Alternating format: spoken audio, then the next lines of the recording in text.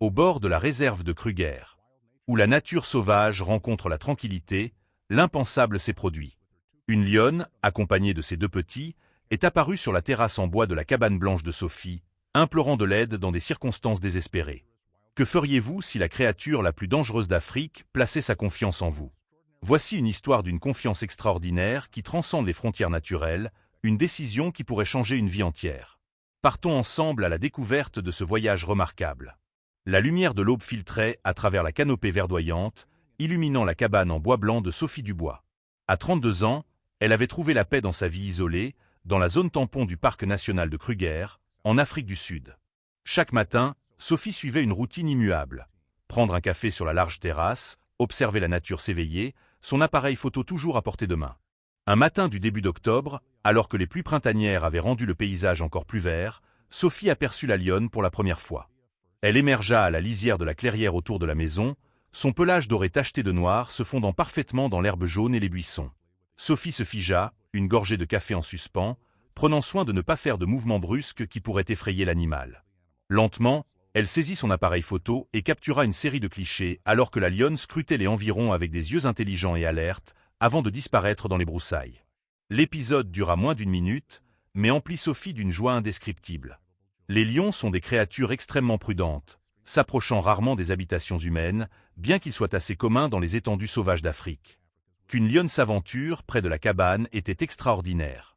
Au cours de la semaine suivante, la lionne réapparut 3 fois, toujours à l'aube, gardant une distance de sécurité par rapport à la maison. Sophie commença à reconnaître des schémas dans son comportement. La manière dont elle émergeait toujours du même bosquet d'arbres, s'arrêtait pour humer l'air, dressait les oreilles au moindre son provenant de la cabane. À travers son téléobjectif, Sophie remarqua que la lionne était assez maigre. Elle comprit que cette jeune lionne peinait à chasser, peut-être à cause de la concurrence des grands groupes de lions dans la région. Prenant une décision contraire aux principes conventionnels de gestion de la faune, mais guidée par son cœur, Sophie commença à laisser de petites quantités de nourriture, principalement de la viande d'une antilope morte naturellement à la lisière de la clairière.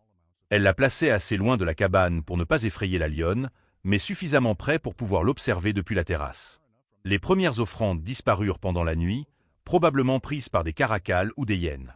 Mais le 5e matin, Sophie vit la lionne s'approcher prudemment du petit plat, renifler la viande avec méfiance, puis la consommer rapidement avant de se retirer dans la sécurité de la forêt.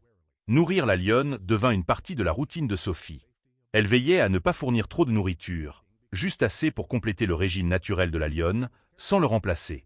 Elle se documenta abondamment sur les lions et consulta par email un biologiste de la faune de l'Université d'État sur l'éthique et la praticité de cette action.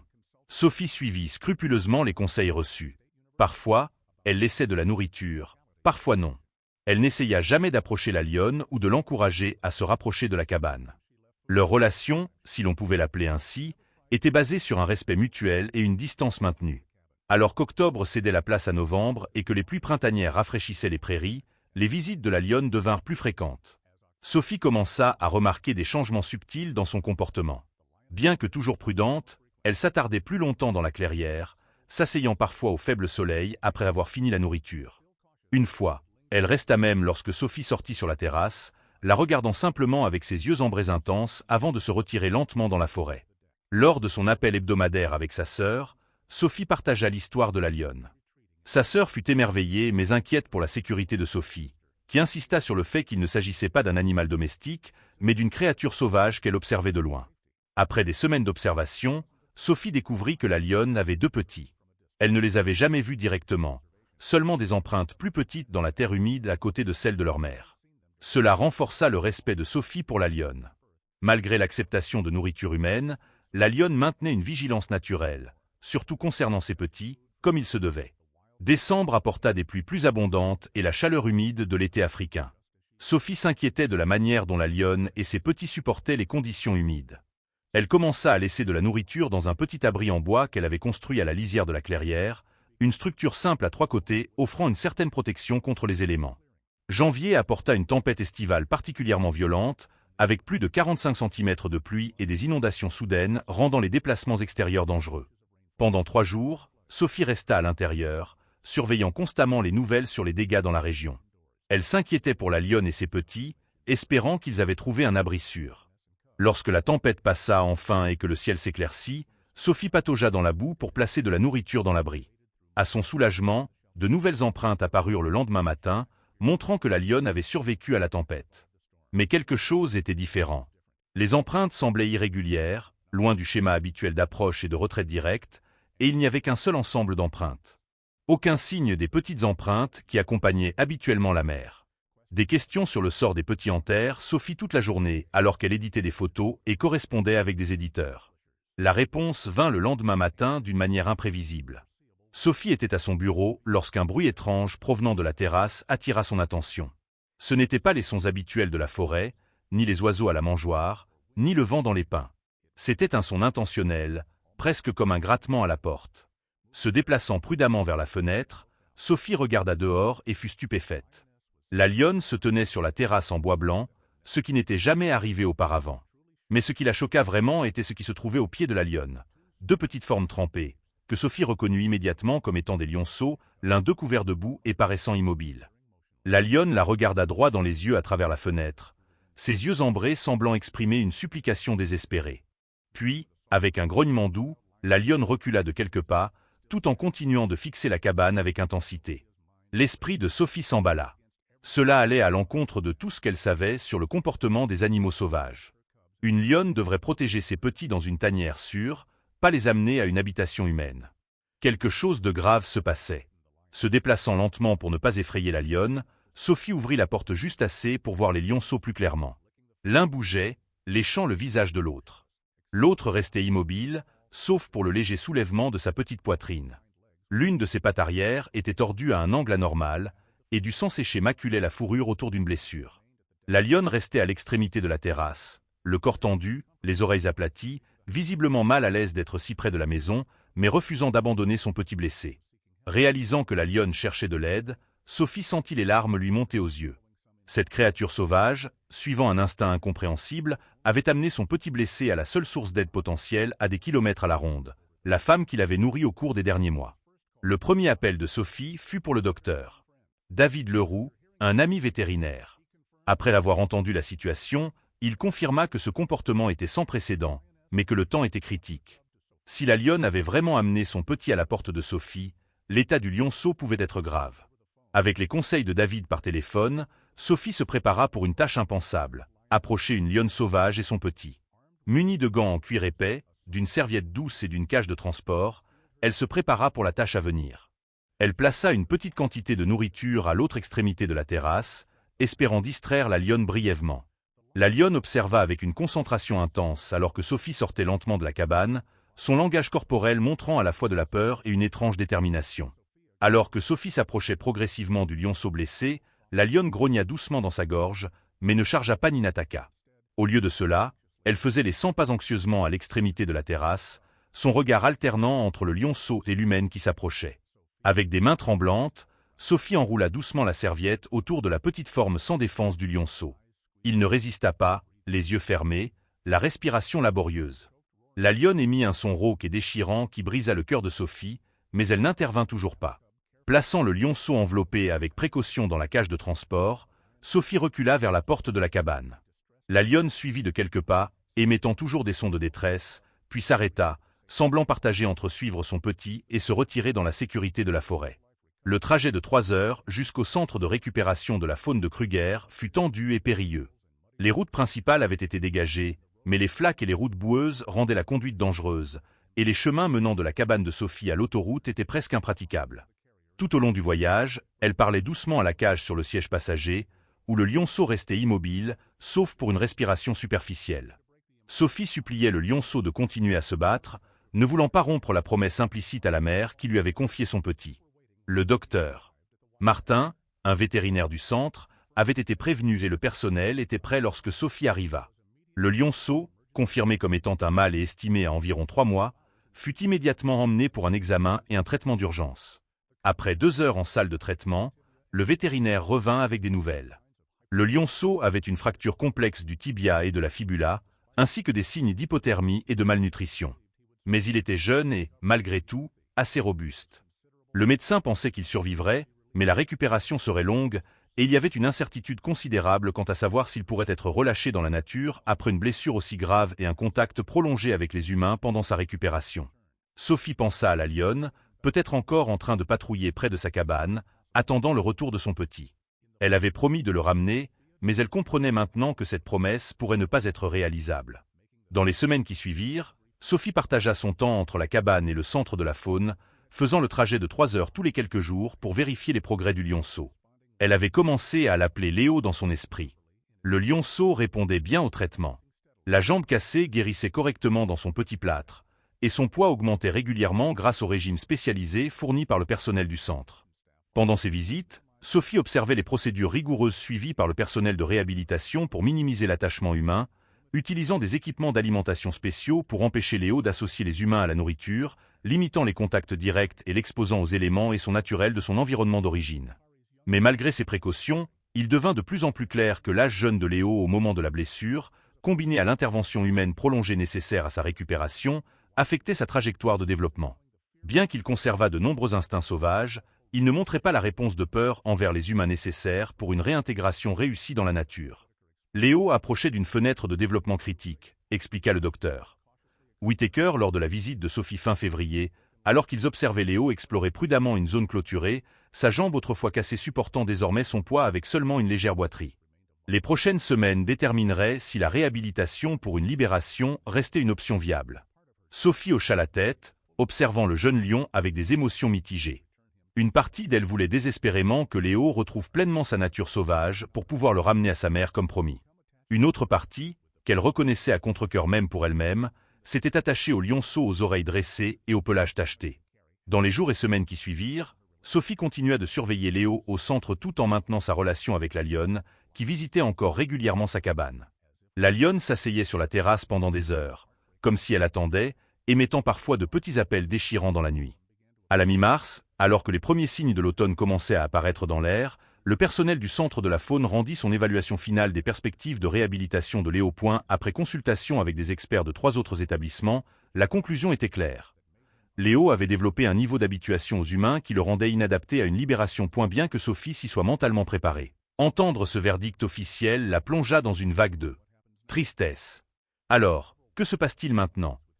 Il existait plusieurs sanctuaires pour la faune avec des installations adaptées aux lions. Mais il y avait aussi la candidature de Sophie pour le programme de réhabilitation à domicile. Sophie avait soumis les documents des semaines plus tôt, tout en commençant les cours requis et en consultant des entrepreneurs pour construire une enceinte appropriée sur sa propriété. À l'époque, cela semblait une possibilité lointaine, un plan de secours qu'elle espérait ne pas avoir à utiliser. Après 6 semaines d'activité intense, Sophie compléta les exigences de certification, assimilant des informations sur le comportement des lions, leur nutrition, leurs besoins d'enrichissement et la surveillance de leur santé. La construction de l'enceinte de Léo, une zone spacieuse intégrant des éléments naturels comme des arbres, des rochers et un petit ruisseau artificiel, progressa rapidement malgré des retards occasionnels dus au mauvais temps. Pendant ce temps, la lionne continuait de visiter la cabane de Sophie, bien que moins fréquemment à mesure que l'automne avançait et que les proies naturelles devenaient plus abondantes. Elle ne s'approchait plus de la terrasse, mais apparaissait souvent à la lisière de la clairière, regardant la cabane avec ses yeux ambrés indéchiffrables avant de disparaître dans la forêt de plus en plus luxuriante. Lors de ces visites, Sophie parlait doucement à la lionne depuis la terrasse, lui racontant les progrès de Léo, sa jambe guérie et sa force croissante. Ces mots n'avaient bien sûr aucun sens pour la lionne sauvage, mais ils aidaient Sophie à traiter ses émotions complexes face à la situation. La gratitude envers cette créature magnifique qui lui avait fait confiance, la tristesse de ne pas pouvoir tenir sa promesse exactement comme prévu, et l'espoir que sa solution alternative pourrait encore honorer cette confiance d'une certaine manière. À la fin d'avril, alors que les jacarandas commençaient à fleurir et que l'enceinte de Léo était enfin terminée, Sophie fit son dernier voyage au centre de la faune, non pas en tant que visiteuse, mais pour ramener Léo à la maison. Le jeune lion, maintenant âgé de près de 6 mois et considérablement plus grand que lorsqu'elle l'avait placé dans la cage de transport ce matin pluvieux de janvier, voyagea dans une caisse de transport spécialisée à l'arrière du SUV de Sophie. Le personnel du centre de la faune avait préparé Sophie et Léo pour la transition aussi minutieusement que possible, mais le moment de la libération dans la nouvelle enceinte restait tendu. Sophie se tenait en retrait alors que le docteur Whittaker, qui les avait accompagnés pour superviser le processus, ouvrait la porte de la caisse et s'éloignait. Pendant plusieurs longues minutes, Léo resta dans la caisse, seul son museau dépassant alors qu'il humait le nouvel environnement. Puis, avec une prudence féline caractéristique, il sortit. Son mouvement était fluide, l'ancienne blessure ne se manifestant que par une légère différence de couleur dans la fourrure au-dessus de la plaie guérie. Sophie retint son souffle alors que Léo explorait son nouveau territoire, passant progressivement de la zone couverte près de la caisse pour explorer l'espace ouvert, les structures d'escalade et les cachettes intégrées dans la conception. Il s'intéressa particulièrement au petit ruisseau, s'approchant prudemment pour tremper une patte dans l'eau courante avant de reculer, puis de s'approcher à nouveau avec plus de confiance. « Il accepte l'espace », dit doucement le docteur. Whittaker à côté de Sophie. C'est un très bon signe. Dans les jours qui suivirent, Sophie observa Léo s'adapter à son nouveau foyer, suivant les protocoles stricts établis pour minimiser une habituation humaine supplémentaire tout en s'assurant que ses besoins étaient satisfaits. Elle fournissait de la nourriture par des systèmes de mangeoires spéciales qui empêchaient Léo de l'associer directement au repas, maintenait des objets d'enrichissement et surveillait sa santé à distance, tout en poursuivant son travail de photographie habituel et en guettant toujours les visites de la lionne. Près d'une semaine après l'arrivée de Léo, la lionne réapparut enfin. Sophie l'aperçut au crépuscule, émergeant de la lisière de la forêt, comme elle l'avait fait d'innombrables fois auparavant. Mais ce soir-là, au lieu de s'arrêter à la frontière de la clairière, la lionne se dirigea avec détermination vers l'enceinte spécialement construite sur le côté de la propriété. Sophie observa depuis la terrasse en bois blanc, appareil photo en main, mais oubliait alors que la scène se déroulait. La lionne s'approcha de l'enceinte avec prudence, en faisant le tour une fois avant de s'arrêter à la section la plus proche de la forêt. À travers le filet spécialisé, elle et Léo se firent face pour la première fois depuis leur séparation, il y a près de 4 mois. Ce qui se passa entre eux, Sophie ne pouvait le dire. Les deux lions restèrent immobiles, leurs yeux ambrés fixés dans une communication silencieuse. Après plusieurs minutes, la lionne s'assit, toujours face à l'enceinte. À l'intérieur, Léo imita sa posture. Les larmes montèrent aux yeux de Sophie alors qu'elle assistait à ces retrouvailles, différentes de ce qu'elle avait promis ce matin pluvieux de janvier, mais peut-être tout aussi significatives. La mère avait amené son petit blessé à la seule aide disponible, et contre toute attente, ce petit avait survécu et prospéré. Alors que l'obscurité tombait, la lionne se leva enfin et se retira vers la lisière de la forêt. Mais elle ne disparut pas complètement. Au lieu de cela, elle s'installa dans une parcelle de jacaranda avec une vue claire sur l'enceinte, sa silhouette visible sous la lumière montante de la lune. Ce schéma se répéta au cours des jours et semaines suivants. La lionne visitait régulièrement, parfois s'approchant de l'enceinte pour s'engager dans cette communion silencieuse avec Léo, parfois se contentant d'observer de loin. Elle ne s'approcha plus jamais directement de la cabane, maintenant la distance prudente appropriée à sa nature sauvage, mais semblant accepter, peut-être même approuver, l'arrangement que Sophie avait créé. À la mi-hiver, alors que Léo grandissait en taille et prenait les couleurs d'un adulte, les visites de la mère devinrent moins fréquentes, conformément à la séparation naturelle qui aurait eu lieu s'ils étaient restés sauvages. Mais elle ne disparut pas entièrement de leur vie. Même 1 an plus tard, les caméras de surveillance que Sophie avait installées capturaient occasionnellement des images de la lionne patrouillant à la lisière de la propriété, s'arrêtant parfois près de l'enceinte avant de poursuivre son chemin solitaire. Pour Sophie, cette connexion continue était la confirmation finale qu'elle avait, à sa manière, tenu sa promesse. Elle n'avait pas rendu Léo directement à sa mère ni à la nature, mais elle avait créé un espace où il pouvait vivre en sécurité tout en maintenant un lien avec ses origines. Elle avait honoré la confiance placée en elle ce matin pluvieux d'été, lorsqu'une mère désespérée avait défié ses instincts pour demander de l'aide à une humaine. Alors qu'elle compilait son 3e livre de photographies animalières, incluant des images remarquables de Léo et de sa mère, Sophie réfléchissait souvent à la chaîne extraordinaire d'événements qui les avaient tous réunis.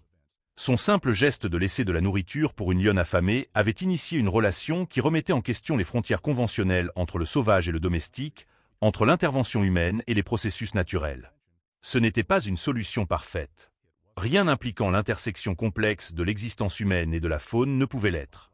Mais dans son imperfection, dans les compromis et adaptations faits par toutes les parties, il y avait une beauté profonde que Sophie capturait non seulement dans ses photographies, mais dans sa vie quotidienne parmi les collines ondulantes, où une mère sauvage continuait de rôder librement, et son fils vivait en sécurité sous les soins de la femme qu'elle avait, contre toute attente, choisi de faire confiance. En fin de compte, le plus grand cadeau n'était pas Léo, bien que Sophie chérît sa présence dans sa vie. Le véritable cadeau était la confiance d'une créature sauvage. Une confiance qui avait transformé la compréhension de Sophie de sa place dans le monde naturel et approfondi son engagement à protéger l'équilibre délicat entre l'existence humaine et la conservation de la faune dans ces forêts anciennes qu'ils appelaient tous leur maison. Parfois, lorsque l'aube se levait sur la propriété, Sophie pouvait encore apercevoir une forme dorée se déplaçant à travers les fleurs éclatantes de jacaranda, les yeux ambrés fixés sur la maison en bois blanc et l'enceinte à côté. Un rappel silencieux du lien spécial formé entre 3 êtres différents dans un moment de crise. Un lien qui perdurait même si les frontières entre le sauvage et le domestique restaient intactes. Et parfois, lorsque la lionne amenait un nouveau petit, que Sophie n'avait jamais vu auparavant, pour jeter un coup d'œil à son frère perdu de vue à travers la clôture, Sophie savait qu'elle était véritablement devenue une partie de l'histoire du lion, non pas en tant que propriétaire ou contrôleuse, mais en tant que gardienne de confiance entre deux mondes, une protectrice de la frontière délicate où la sauvagerie rencontre la compassion humaine.